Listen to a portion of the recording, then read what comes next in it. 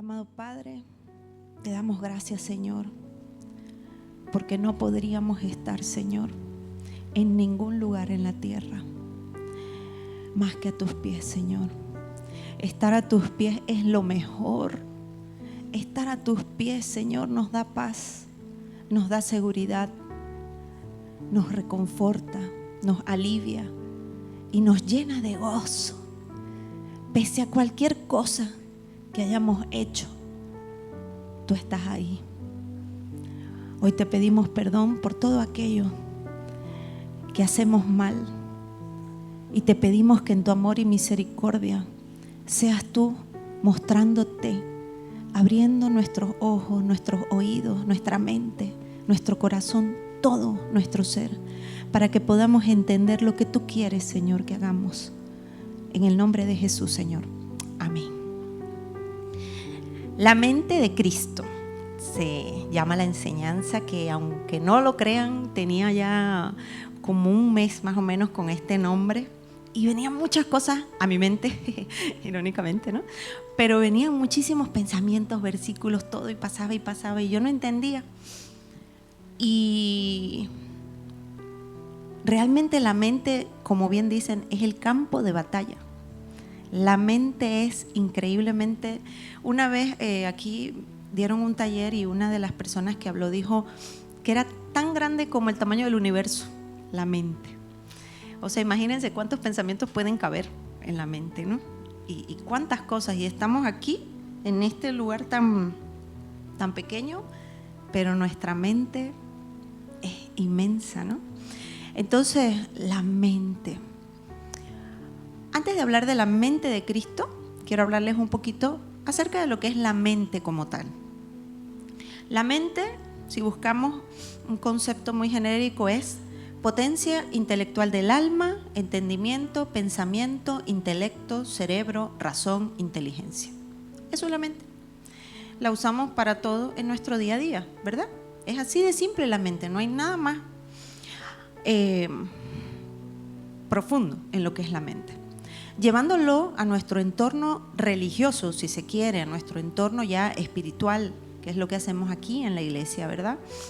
La mente no solo es un órgano, no solo forma parte de nuestro ser, sino que ella también nos permite pensar, entender, decidir, y puede estar enfocada o en la carne, quiere decir en nuestros deseos físicos, materiales, terrenales, o en el espíritu, en las cosas de Dios.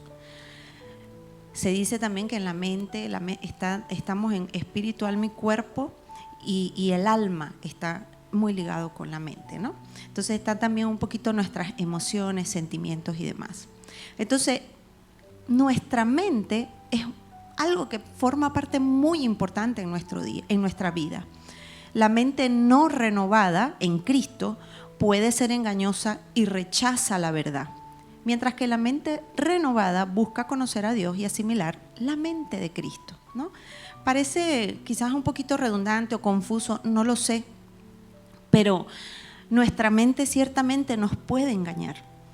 Nuestra mente, incluso los psicólogos a veces dicen, del 100% de lo que pensamos, creo que solamente el 20% o menos, creo, se puede o se lleva a cabo de todo lo que pensamos. De una simple situación nosotros podemos imaginar N cantidad de escenarios, de soluciones, de problemas, de posibilidades. Les pongo un ejemplo, cuando estábamos en el tiempo de elecciones, ¿cuántas cosas no pasaron por nuestra mente con el país? Y cuando se dieron los resultados, ¿cuántas cosas más no pasaron? Pero yo creo que a casi la mayoría no se le ocurrió lo que está pasando ahorita, ¿verdad? O sea, fíjense que todo lo que pensamos, perdimos el tiempo pensando tanto, ¿verdad?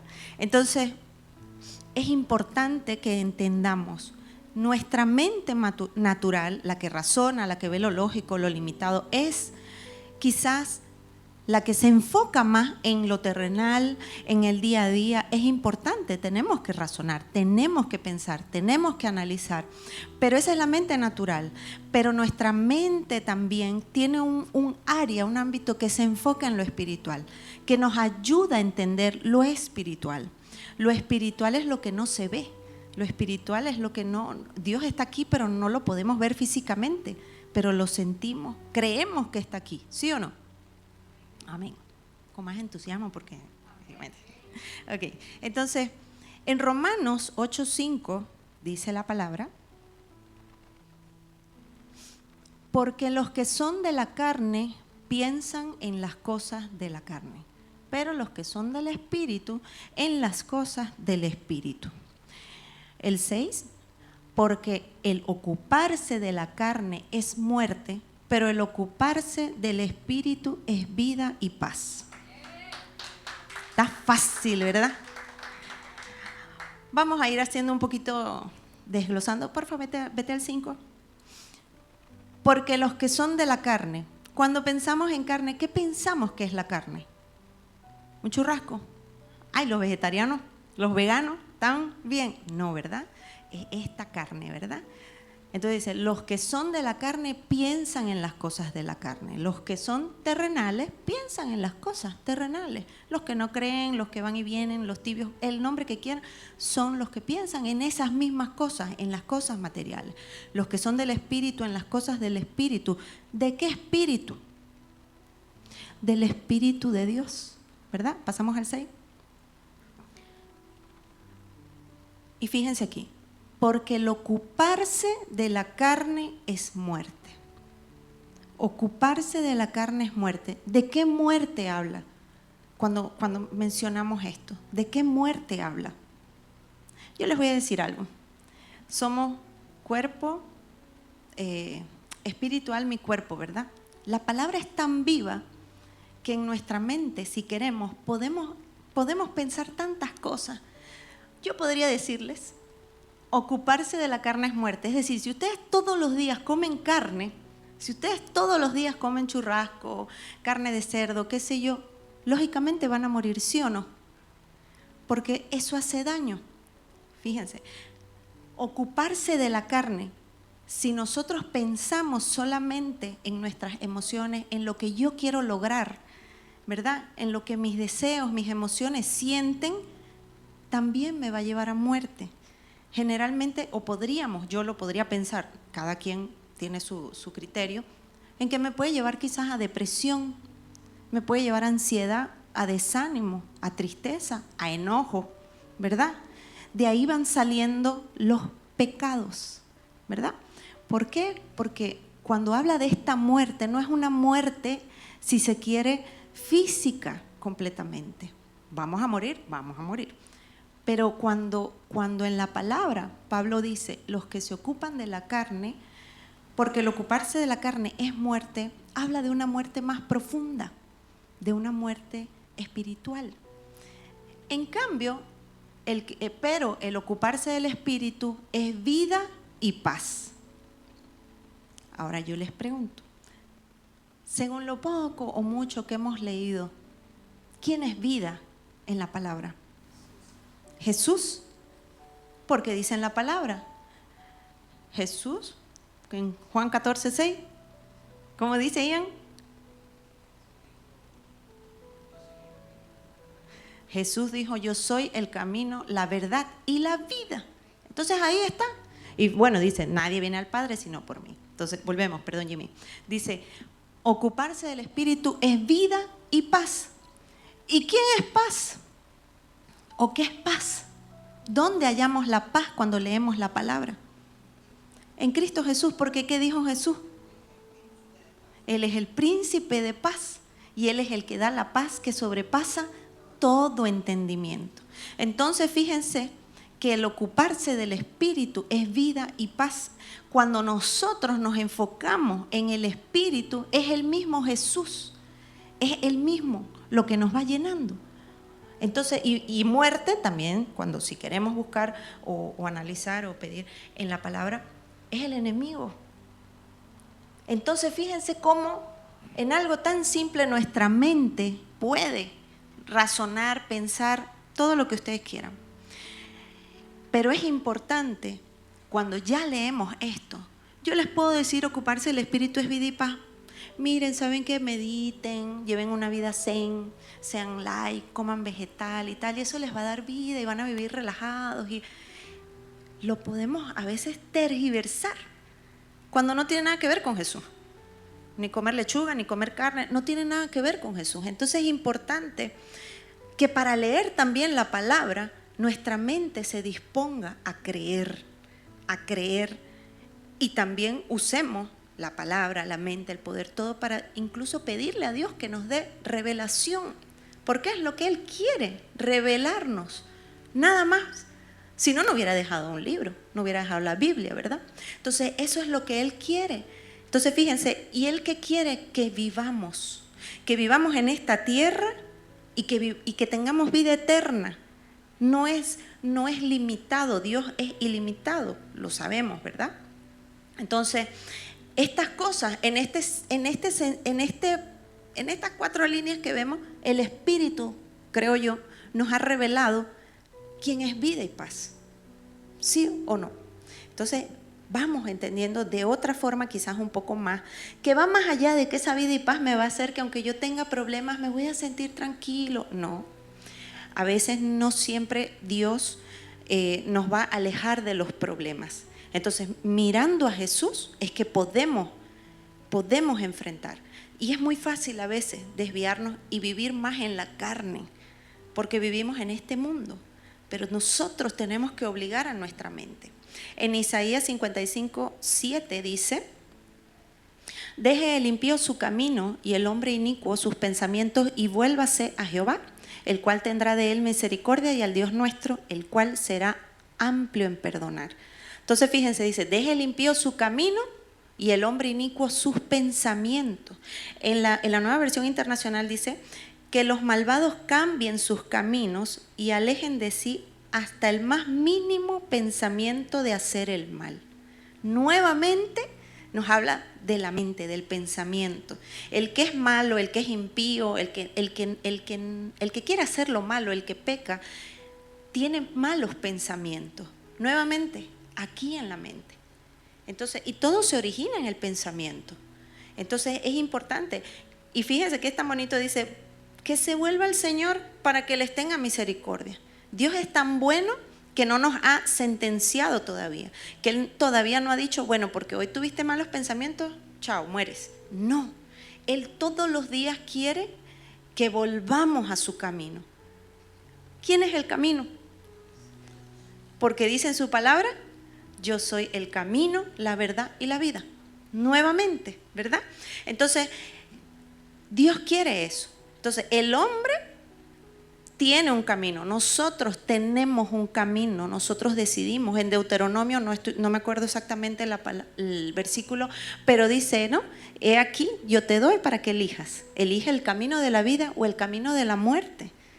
Entonces, el camino de la vida es el camino de Jesús, es seguir a Jesús. Y el camino de la muerte es seguir a Satanás, si se quiere. Porque si leemos, te dice, si sigues, no dice así textualmente, pero seguir el camino del mal, nuestro camino, nos lleva a maldición, maldiciones hasta la 4ª generación. Hasta en eso Dios es bueno, porque nos bendice hasta 1000, pero maldice hasta la 4ª.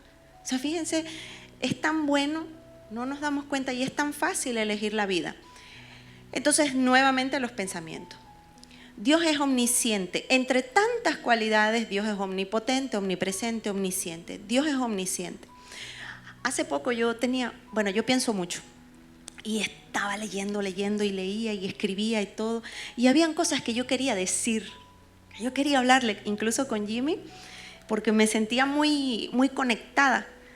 Pero de repente hubo un momento en que todo lo que yo estaba pensando, sentí una voz como que no, calla, no digas nada, ¿no? Y yo, ay no, Jimmy, mejor no te cuento nada, después te digo, ¿no? Y yo, ¿pero por qué? Porque Dios sí sabe nuestros pensamientos. Él sabe hasta el más profundo pensamiento que hoy podamos tener en este momento. El más profundo. El diablo no. El diablo no conoce nuestros pensamientos. Él no sabe lo que pensamos. Él manda dardos. Él supone, pero Él no conoce nuestros pensamientos. Dice lo que escribí aquí, dice, Dios es omnisciente, lo sabe todo, poseyendo un conocimiento total y perfecto del pasado, presente y futuro. Él tiene un conocimiento infinito. Él es bueno. Entonces, en cambio, el diablo no puede leer mentes. El diablo y sus demonios no son omniscientes. No pueden leer las mentes de las personas. Ellos solamente predicen el comportamiento. Sin embargo, por miles de años de observación del comportamiento humano, pueden hacer buenas conjeturas sobre lo que la gente está pensando e influenciarlos. Ellos suponen algo que vamos a hacer cuando los espíritus o cuando Satanás envía un pensamiento. Ellos suponen, predicen, como la IA. No sé ustedes, que ahora a mí me pasa, yo hablo algo, les puedo hablar aquí y al ratito me meto en algo de las redes aquí y me aparece. Y hasta pareciera que lo pienso y ahí aparece, me asusto, ¿verdad? Así es el diablo. Entonces nosotros tenemos que ser más inteligentes para poder creer que verdaderamente, y creerlo, tenemos que creerlo. Dios conoce nuestros pensamientos, Él sabe antes de que hablemos. El diablo no, él solamente supone y pone ciertos escenarios. Miren, vuelvo a poner este ejemplo. ¿A cuántos no les quitó la paz o creó incertidumbre? Bueno, hasta yo pensamos irnos del país por esta situación del gobierno. O sea, en mi caso el diablo supuso muchos escenarios. Y lo único que yo tenía que hacer era leer la palabra y orar. No tenía que hacer nada más que estar perdiendo el tiempo. Entonces, y así les voy a poner un ejemplo simple que para mí, no sé para los demás, ha sido como la palabra, digo yo, la palabra del año, la situación del año. La palabra estructura. La palabra estructura, como un concepto, es la disposición y orden de las partes de un todo, como la forma en que los huesos forman un esqueleto humano o los pilares que soportan un edificio. Se aplica en diversos contextos. Tener estructura no es más que seguir reglas o mantener el orden. En el contexto espiritual, la estructura significa tener fundamentos claros, sólidos y permanentes que guían nuestras decisiones y moldean nuestro carácter a la imagen de Cristo. Todo requiere estructura, hasta hablar. Las oraciones requieren una estructura, sujeto, verbo y predicado. Todo tiene estructura en esta vida, todo. La palabra está estructurada. Se divide principalmente en dos grandes secciones. Y yo, Cintia, me pongo nerviosa porque esta parte de la Biblia, de todo esto dice, ¿no? Pero se divide en dos secciones, Antiguo y Nuevo Testamento. Y si queremos ir más allá, el Antiguo Testamento tiene 39 libros, se divide en el Pentateuco, libros históricos, poéticos, proféticos y demás, ¿verdad? Está estructurado de una forma, porque Dios así quiso. Dios estructuró todo, decidió todo de una forma perfecta. Entonces, de una simple palabra podemos tener muchos puntos de vista, muchos enfoques. Puede ser positivo o negativo, pero al final es solamente eso, una palabra, no es nada más. El valor que nosotros le damos a la palabra es lo que puede llegar a tener peso y consecuencias. Entonces, sin darnos cuenta, pasamos horas, días, semanas, meses, todo el 2025 si se quiere, y el que quieran seguir en el mismo desierto si se quiere, dando vueltas y vueltas y vueltas y vueltas, cuando al final eso tampoco importa. Entonces, así de cosas tan simples, de quitarnos tiempo, energía, desgastarnos, amargarnos, hacernos sufrir, en todo les digo, no, en todo ámbito, así el enemigo usa muchas cosas para gastarnos.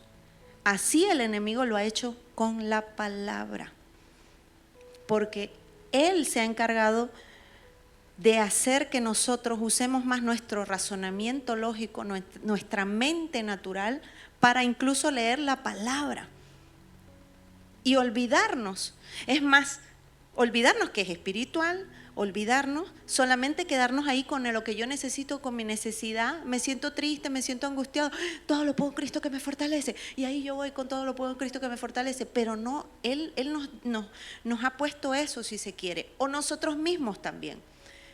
Nos hemos olvidado de ser parte de lo que somos espirituales. Entonces, no vamos más allá, no conocemos más allá de la palabra. Entonces no podemos prosperar, no podemos fluir verdaderamente como Dios quiere. Entonces, las palabras son solo eso, palabras. Pero al leer en el libro, en la palabra del Señor, la palabra, fíjense, es una sola, la palabra. Tiene un significado mucho más profundo. Y si quisiéramos la palabra, ¿qué es la palabra?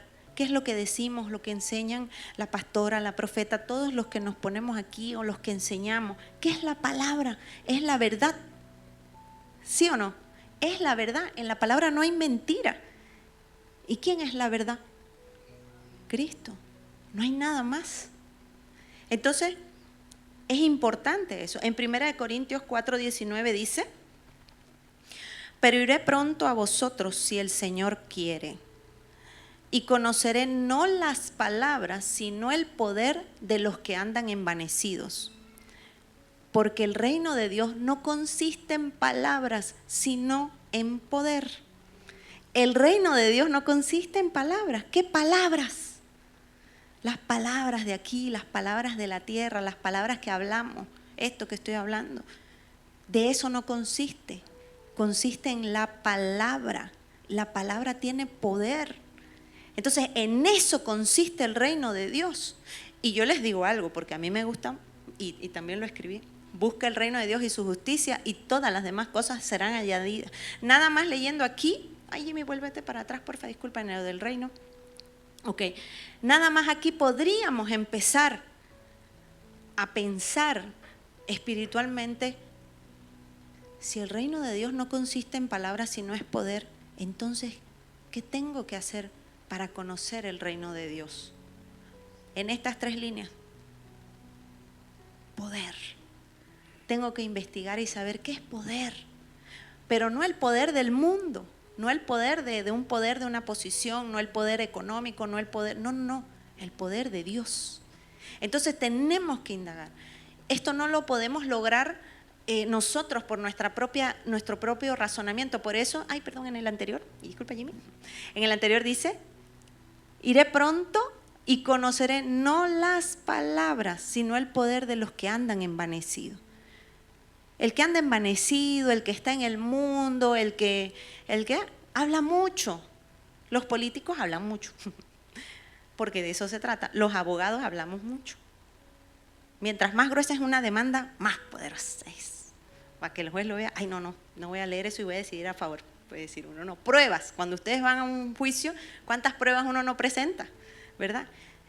Entonces, fíjense cómo puede ser. Entonces, las palabras. Entonces, dice, continuamos. Ok. ¿Qué queréis? ¿Iré a vosotros con vara o con amor y espíritu de mansedumbre? Dice. Entonces, a veces queremos escuchar muchas palabras. A veces queremos que las personas nos digan mucho. Y al final, en la palabra, el mismo Jesús era simple, era directo. Bueno, y hablaba en parábola, en amor y en mansedumbre. Y imagínense, y tendríamos que ver qué es amor. Y así se va desglosando. Entonces es muy importante que sigamos investigando. En Juan 3:3 dice: respondió Jesús y le dijo: de cierto te digo, que el que no naciere de nuevo no puede ver el reino de Dios.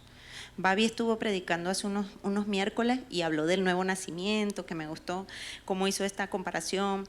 Pero más allá de la comparación que podamos hacer nosotros o de la analogía bajo nuestro razonamiento, Jesús le decía a Nicodemo: el que no naciere de nuevo no puede ver el reino de Dios. El reino de Dios nuevamente viene. Tenemos que nacer de nuevo, tenemos que renovar nuestras mentes, para poder conocer el reino de Dios. El reino de Dios no es cuando me muera en la vida eterna, el reino de Dios es aquí. Hay una canción de New Wine que yo a veces he cantado, esa de tu reino aquí. Es aquí el reino de Dios. Entonces, para eso es hacer algo.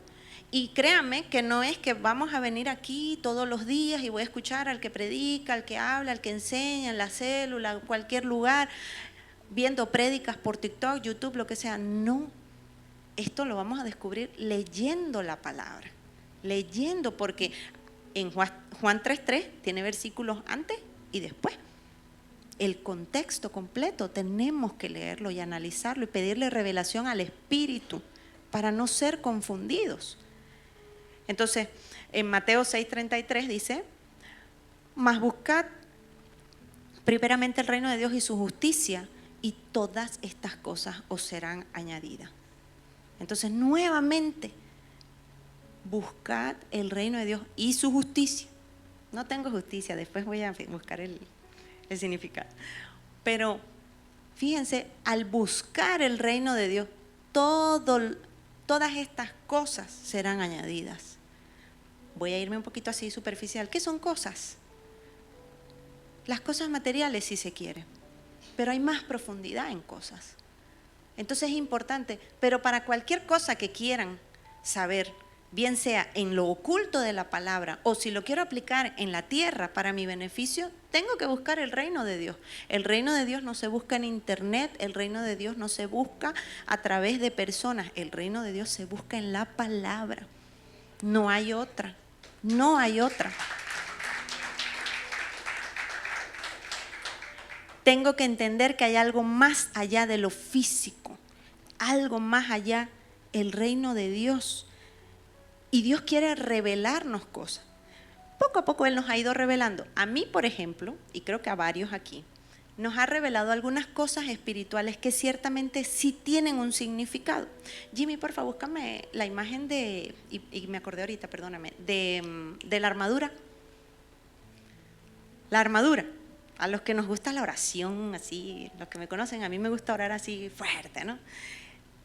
A mí, yo siempre digo, yo no voy a orar si no estoy preparada con mi armadura. ¿Ustedes se imaginan que yo llegara aquí a la iglesia o saliera de mi casa con la armadura literal? ¿Ustedes se imaginan cómo me vería yo caminando con todo esto? Yo nada más camino con una cartera pequeña, no me gusta que yo caminara con un casco, con un escudo, con una... ¿Ustedes se imaginan? O ustedes mismos, todos aquí, ¿cuánto necesitaríamos de espacio para caminar? ¿Sí o no? ¿Sabemos o no sabemos qué significa el casco de la salvación?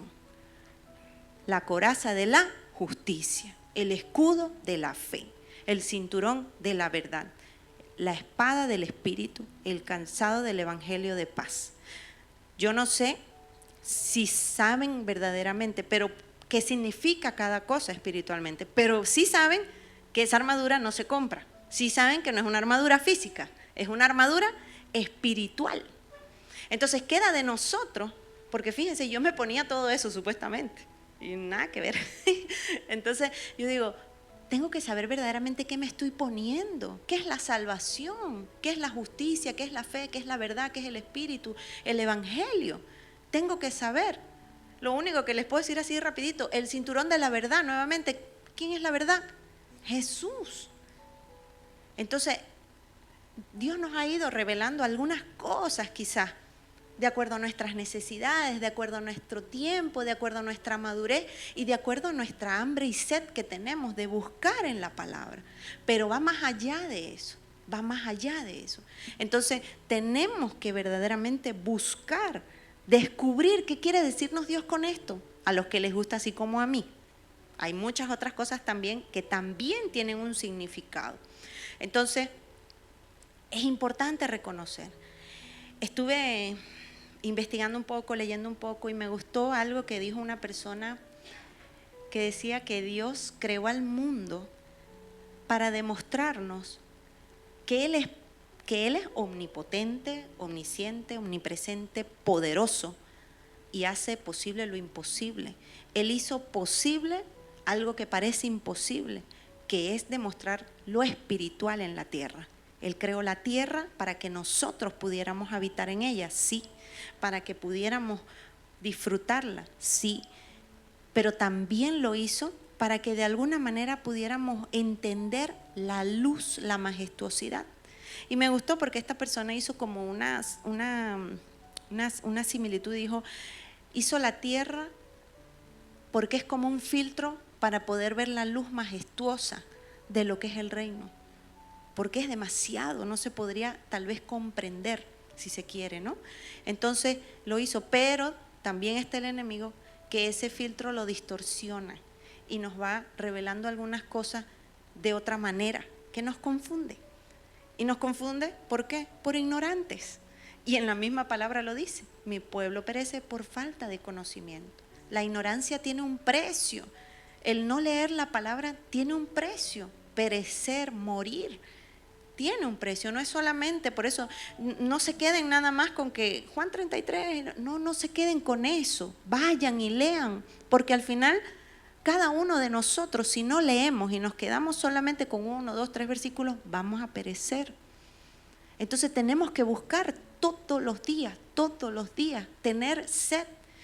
Y créanme que mientras más vamos haciendo eso, este universo de mente se empieza a llenar de eso, se empieza a llenar de palabra. El Espíritu puede habitar, puede mostrarnos, Dios nos va revelando y no hay espacio para esos pensamientos intrusivos, no hay espacio. Entonces es importante que hagamos esto. En Mateo 6:25 dice, por eso les digo que no se preocupen por la vida diaria, si tendrán suficiente alimento y bebida o suficiente ropa para vestirse. ¿Acaso no es la vida más que la comida y el cuerpo más que la ropa? No avances, perdón. Yo les voy a ir diciendo de a poquito.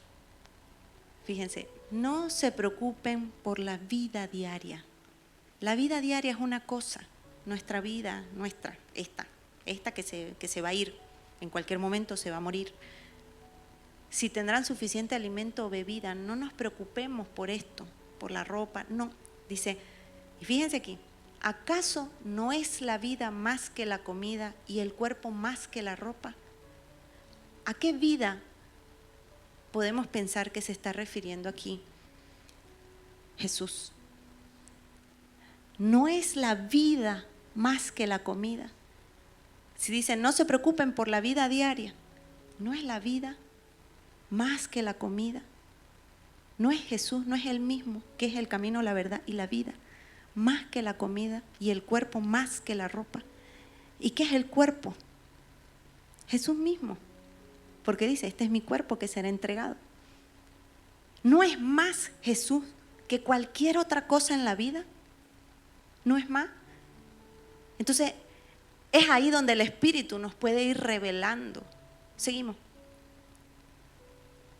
Miren, los pájaros no plantan, ni cosechan, ni guardan comida en graneros, porque el Padre Celestial los alimenta. ¿Y no son ustedes para Él mucho más valiosos que ellos? ¿Acaso con todas sus preocupaciones pueden añadir un solo momento a su vida? ¿Y por qué preocuparse por la ropa? Miren cómo crecen los lirios del campo, no trabajan ni cosen su ropa. Sin embargo, ni Salomón con toda su gloria se vistió tan hermoso como ellos. Si Dios cuida de manera tan maravillosa las flores silvestres y hoy están y mañana se echan al fuego, tengan por seguro que cuidará de ustedes. ¿Por qué tienen tan poca fe? No avances ahí, perdón. Aquí Jesús mismo nos está diciendo, si Dios cuida de los pájaros, si Dios cuida de estas cosas que Dios hizo en la tierra que son pasajeras, ¿no va a cuidar más de nosotros por el que hizo y creó la tierra? Porque ¿por qué la creó? ¿Para qué la creó? Para que nosotros habitáramos. Por su amor lo hizo.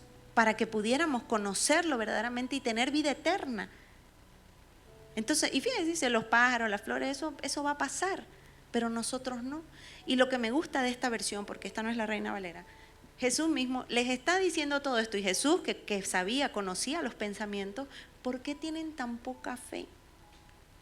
Decía él. Y yo cuando leí esto lloré, porque yo dije, es verdad, ¿por qué tenemos tan poca fe? ¿Y qué es la fe? Son varias cosas. Escuchar la palabra. Fíjense, la fe es el oír la palabra. Y el otro que también me gusta, que muchos no lo sabemos, es la certeza de lo que se espera, la convicción de lo que no se ve. Y a veces hemos sido tan limitados, tan terrenales, que, y se los digo, lo he hecho yo y le he pedido perdón a Dios, Porque yo decía, yo veo que mi futuro va a ser bueno, yo veo que voy a tener esto, yo veo que voy a prosperar materialmente, que voy a sanar, que yo veo. Pero de eso no se trata. La convicción de lo que no se ve es lo espiritual.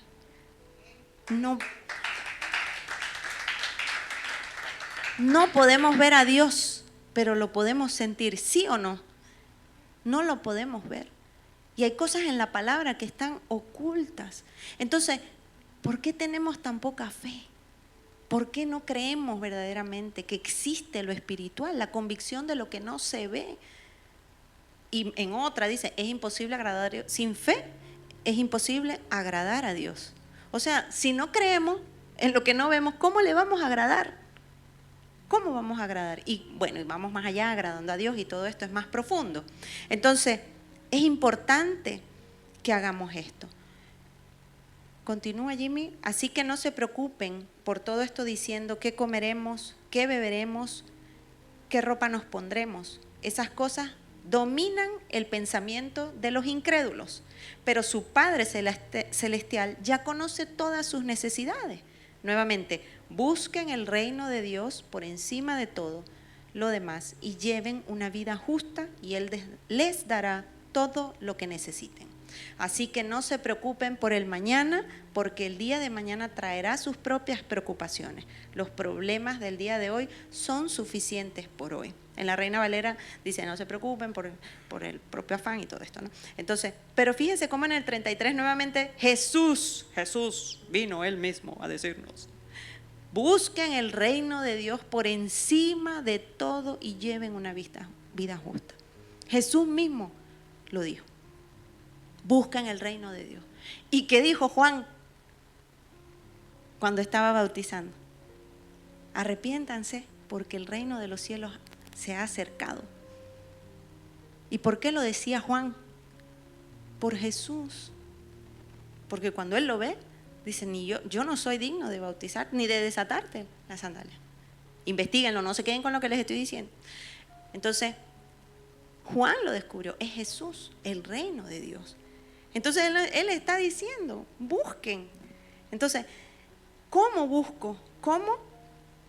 En la palabra. Nosotros a veces hablamos, a mí misma me gusta decir, yo soy como Pedro, me gusta ser como Pedro, yo me identifico con David y no quiero ser nunca como Judas y quisiera ser alguna vez como Juan, ¿verdad? Pero no se trata de eso. No se trata de querer ser ni como Judas, ni como Juan, ni como Pedro. Se trata de ser como Cristo. Porque ¿qué hizo Cristo? Cristo tuvo la capacidad de elegir a 12 para que lo siguieran. Y Él sabía lo diferente que eran esos 12. Él sabía que uno era quizás amoroso, que el otro era engañador, que el otro era, no sé, peleón, que el otro era incrédulo, y así. Él sabía. Y lo que nosotros tenemos que hacer verdaderamente es imitarlo a Él, no a Pedro, ni a Juan, ni a ninguno. Imitarlo a Él. Entonces, eso es lo que por eso Él decía así, o sea, ¿por qué tienen tan poca fe? ¿Por qué no entienden? ¿Por qué todavía? O sea, nada, no entendían. Y todavía a veces yo digo, ¿verdad? No entendíamos, no entendemos a veces. No tenemos que ser como ninguno de los discípulos, tenemos que ser como Jesús. Como Jesús. Dice, tenemos que imitar a Jesús. Él no dijo imiten a Pedro, no. Entonces, eso es lo que tenemos que hacer. ¿Cómo fue Jesús frente a la situación con Pedro? Cuando le dijo, apártate de mí, Satanás. ¿Cómo fue Jesús cuando sacó la espada y cortó la oreja? ¿Cómo fue Jesús cuando estuvo frente a Pilato? ¿Cómo reaccionó? ¿Cómo fue Jesús incluso cuando Judas fue y le dio el beso? ¿Cómo fue? No cómo fue Judas, ni cómo fue Pedro, ni cómo no. Claro, nos sirve de ejemplo, porque el sabio aprende de los errores del otro. Pero en sí hay que ver cómo reaccionó Jesús. Y el otro día, hablando un poco, descubrimos que tal vez que hasta Judas cumplió su propósito. En Proverbios 16:4 dice, todas las cosas ha hecho Jehová para sí mismo, y aún al impío para el día malo. En la Nueva Versión dice, el Señor ha hecho todo para sus propios propósitos, incluso al perverso para el día de la calamidad.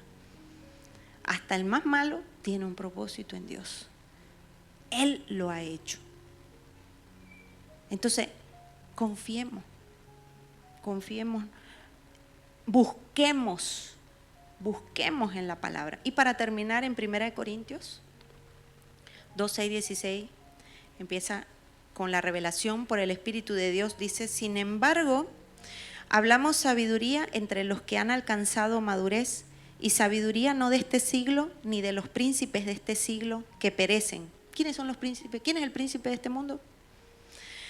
Más hablemos de Dios en misterio, la sabiduría oculta, lo cual Dios predestinó antes de los siglos para nuestra gloria, lo que ninguno de los príncipes de este siglo conoció, porque si la hubieran conocido, nunca habrían crucificado al Señor de gloria.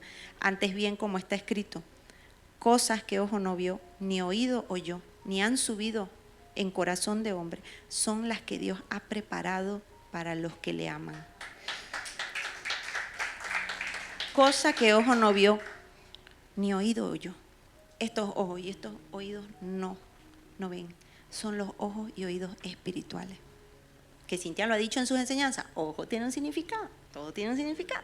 Entonces, eso es importante. Seguimos.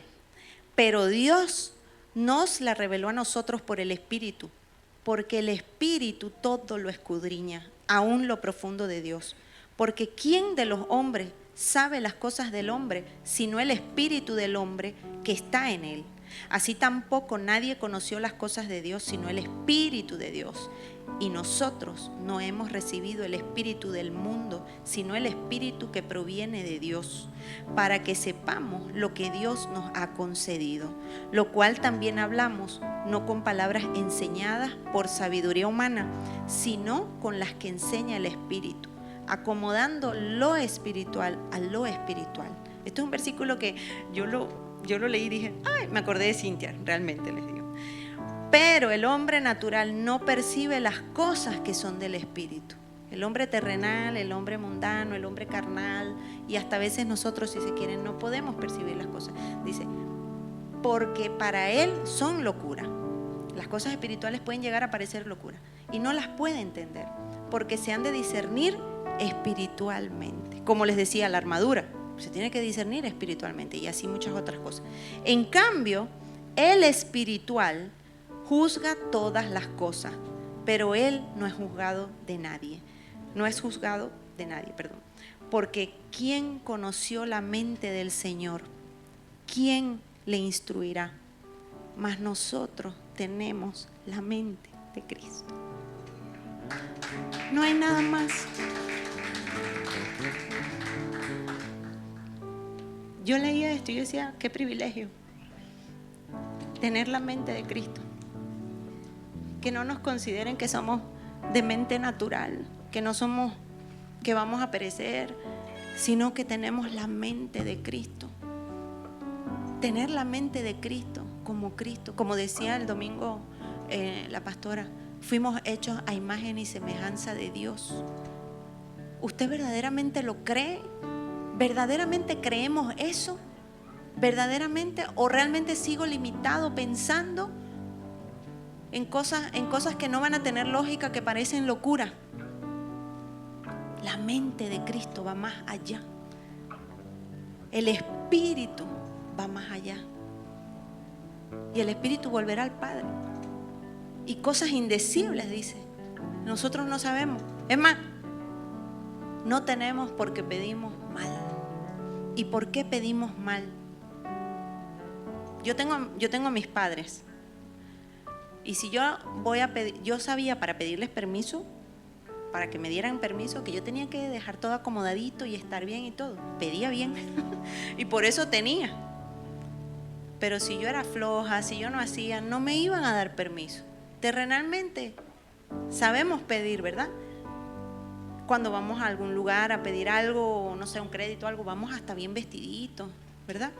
Para obtener lo que queremos. ¿Cuánto más para Dios? Entonces no tenemos porque pedimos mal, porque no sabemos pedir, porque tal vez vamos al Padre así, bueno, ¿qué importa? Yo voy a ir y le voy a pedir.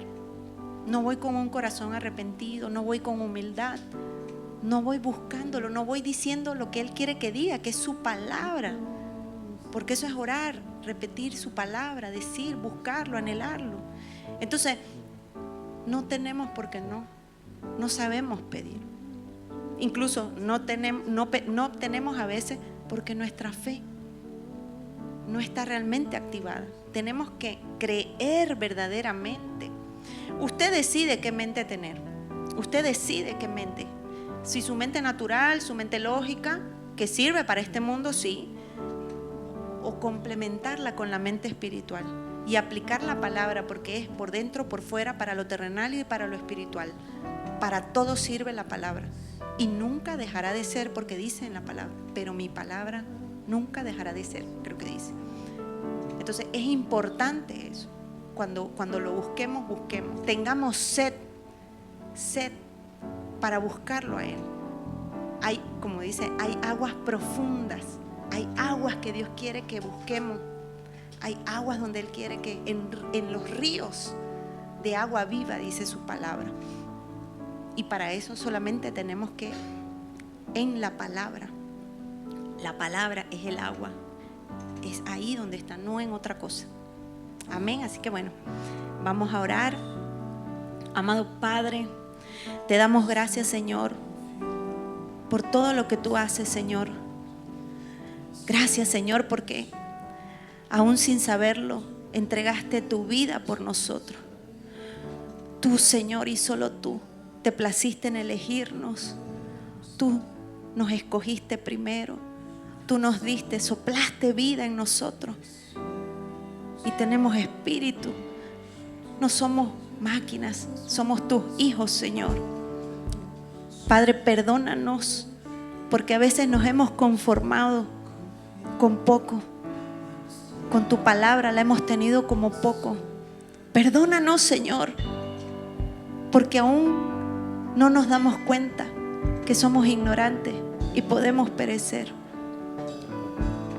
Háblanos y guíanos y llévanos tú, Señor, a donde tú quieras, en esas profundidades, Señor, en tu palabra, y revélanos esos tesoros escondidos. Padre Santo, gracias por revelarte Jesús como el camino, la verdad y la vida. Eres tú y solo tú, Padre. Gracias, gracias, Señor, porque tú nos llevas más allá de lo soñado, Señor. Sé tú, Padre Santo, obrando en nosotros, Señor, en el nombre de Jesús, Señor.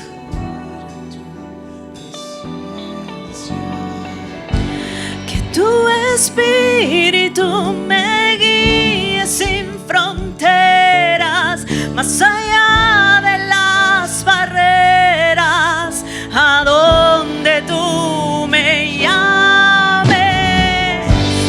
Tú me llevas más allá de lo soñado, donde puedo estar confiado al estar en tu presencia. Que tu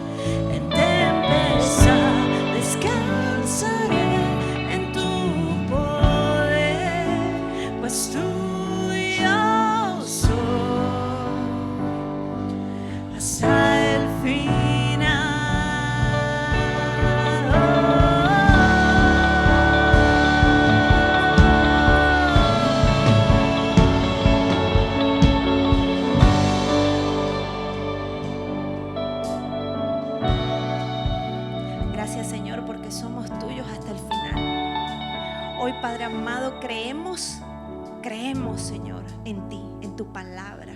Creemos que tú nos has renovado, que hemos nacido de nuevo, que tenemos la mente de Cristo, Señor. Y todo argumento, Señor, todo aquello que se levante contra tu conocimiento, Señor, hoy lo llevamos cautivo, Padre Santo. Todo pensamiento que no sea de ti, Señor, lo llevamos cautivo, sujeto a ti, Jesús. Te entregamos nuestra mente, nuestros pensamientos, todo aquello, Señor, todo para que seas tú obrando y guiándonos. En el nombre de Jesús, Señor.